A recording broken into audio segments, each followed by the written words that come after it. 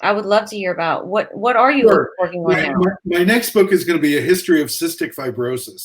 Cystic I have heard of fibrosis, that. it's a genetic condition that decades ago was considered invariably fatal.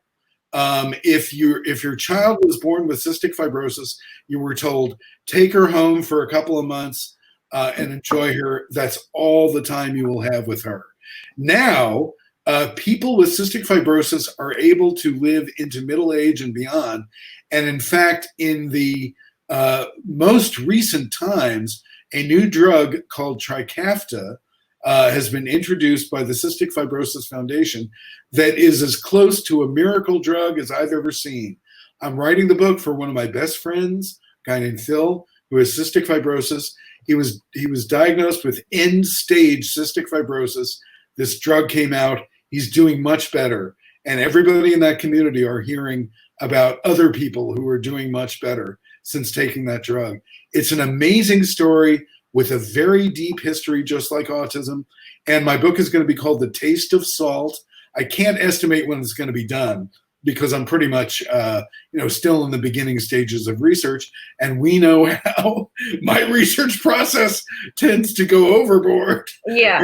But I've already spoken to a lot of people, and I'm very excited about it. And it's a really different. There are a set of different questions around it. For instance, the formation of the autistic community for autistic adults is such a landmark moment in neurotribes. Like the autistic adults and autistic organizations like ASAN are basically the cavalry who rides in at the end of neurotribes to get things in a better place. People with cystic fibrosis, as anyone who's seen the movie called 5 Feet Apart has seen, they're discouraged from socializing with one another because they can swap bacterial infections that can be fatal. So all of that community happens online for the most part.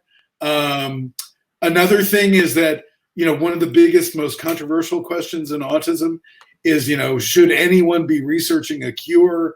Autistic people say no.